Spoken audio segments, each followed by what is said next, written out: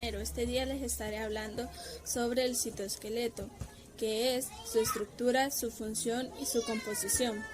Una organización interna establecida por una serie de filamentos proteicos que forman un entramado dinámico y se extienden a través del citoplasma, sobre todo entre el núcleo y la cara de la membrana celular.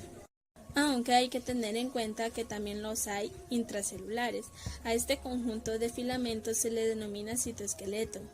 La palabra citoesqueleto es un término morfológico y estructural que deriva de las primeras observaciones realizadas con el microscopio electrónico.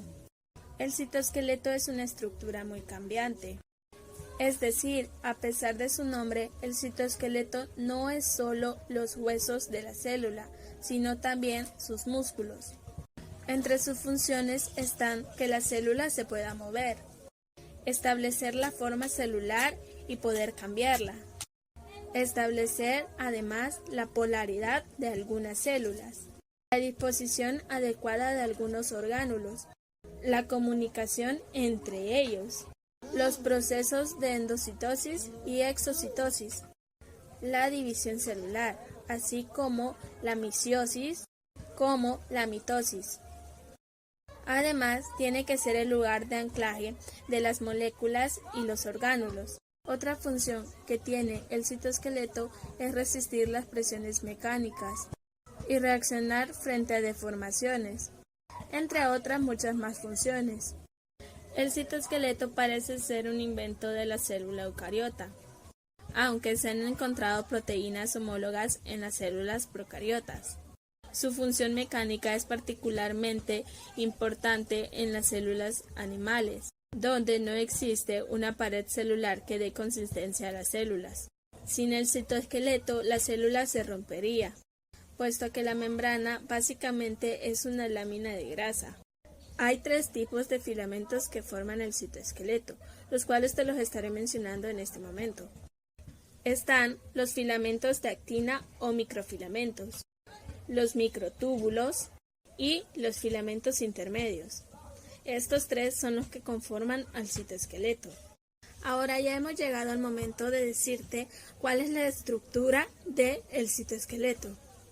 Bien, el citoesqueleto está formado por tres tipos de estructura bien definidas que fueron las que anteriormente te mencionaba, los cuales son los siguientes: los microtúbulos, los microfilamentos, que también, si habías escuchado bien, te dije que también se le llamaban filamentos de actina, y por último los filamentos intermedios. Cabe destacar que cada una de estas estructuras que te he mencionado poseen proteínas asociadas. Proseguimos con la función del citoesqueleto. La función que tiene que realizar el citoesqueleto es muy compleja y te las estaré dando en una pequeña lista. Como punto número 1 está el mantener la forma de la célula, el formar pseudópodos como punto número 2, como punto 3 el contraer las fibras musculares, transportar y organizar los orgánulos celulares es el punto número 4. Y como punto número 5 y último está el movimiento y las uniones celulares. La célula procariota en el citoesqueleto. Hace mucho tiempo se pensaba que en el citoesqueleto solo existían las células eucariotas, y no fue hasta en el momento que se descubrieron unas proteínas homólogas que son semejantes a la tubulina, a la actina y a la miosina, que estas las contiene la célula procariota. Entonces, desde ese momento se empezó a decir que el citoesqueleto también contenía la célula procariota. También existe la proteína FTSZ, que fue la primera proteína que se descubrió, y esta fue descubierta en el año 1991 por Bee y Luttenhaus. También se descubrió la tubulina. También se conoció la proteína MREB y la MBL, que sabemos que la MREB es una proteína presente en las bacterias. Se conoció la estructura y se daba como énfasis a que esta parecía una hélice y era estaba como en un plano transversal al eje mayor. También se conoció la proteína PARM, que esta se encontraba en algunos plásmidos. soy Roberto René Cruz Méndez y yo les voy a hablar sobre los microtúbulos. Para empezar, los microtúbulos son formaciones cilíndricas en forma de tubo, huecas de unos 25 nanómetros de diámetro. Tiene una pared que está formada por la proteína globular tubulina. Se pueden encontrar dispersos ya sea en el citoplasma o también formando parte de los cilios, flagelos y centriolos. Son estructuras dinámicas creándose o destruyéndose según las necesidades fisiológicas que posea cada célula. La estructura y composición de los microtúbulos en un corte transversal es formada por 13 protofilamentos, dejando una cavidad central. Están formados por dos tipos de tubulina, las alfa tubulinas y las beta tubulinas, que se asocian formando unos dímeros. A su vez, estos dímeros se asocian para formar cada uno de los 13 protofilamentos que finalmente constituyen un microtúbulo, y en la célula animal crecen a partir del centrosoma. Los microtúbulos poseen varias funciones y al estar dispersos en el citoplasma cumplen las siguientes, que es la intervención en el movimiento de la célula, formando parte estructural del centrosoma, los cilios y flagelos. También interviene en el transporte intracelular de vesículas a través del citoplasma. Los microtúbulos también transportan, asociado a ellos, algunos orgánulos como las mitocondrias que se desplazan por el citosol. También forman del uso mitótico al comienzo de la carionesis y se encarga de controlar el movimiento de los cromosomas. También estas juegan un papel importante al organizar los componentes del citoesqueleto, incluidos los microfilamentos y filamentos intermedios, y también colaboran en el mantenimiento de la forma celular. Gracias. Los microfilamentos, también llamados filamentos de actina, son fibras resistentes y flexibles de unos 7 nm de diámetro. Cada microfilamento consiste en dos cadenas poliméricas entrelazadas compuestas de moléculas de actina, semejante a perlas. Los microfilamentos están unidos entre sí y con otras proteínas a través de proteínas enlazadoras.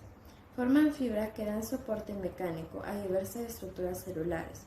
En muchas células es visible una red de microfilamentos junto dentro de la cara interna de la membrana plasmática, una región denominada corteza celular. Los microfilamentos dan a la corteza celular una consistencia parecida al gel, que se compara con el estado fluido del citosol, la parte más interna de la célula. Los microfilamentos de la corteza celular ayudan a determinar la forma de la célula y son importantes para su movimiento. Ellos en sí no pueden contraerse, pero pueden generar movimiento ensamblándose y desamblandándose rápidamente. Las células musculares tienen dos tipos de filamentos especializados, uno compuesto sobre todo de la proteína miosina y otro compuesto principalmente de la proteína actina. El ATP unido a la miosina proporciona energía para la contracción muscular. Cuando el ATP se hidroliza a ADP, la miosina se une a la actina y hace que los microfilamentos se deslicen. Cuando miles de filamentos se deslizan de esta forma, las células musculares se acortan. De este modo, el ATP, la actina y la miosina generan las fuerzas que participan en la concentración muscular. En las células no musculares, la actina también se asocia con la miosina para formar estructuras contractiles que intervienen en diversos movimientos celulares. Por ejemplo, en la división de células animales, La contracción de un anillo de actina asociada con miosina constriñe a la célula, formándose dos células hijas. Algunas células cambian de forma rápidamente en respuesta a cambios en el ambiente exterior. Estas se encuentran entre los muchos tipos de células que se arrastran a lo largo de una superficie, un proceso que incluye cambios en la forma. Estas respuestas pueden dar señales externas que afectan a los microfilamentos, así como el ensamblaje de los microtúbulos. Los filamentos de actina empujan la membrana plasmática hacia afuera, formando protuberancias llenas de citoplasma que se conocen como pseudópodos.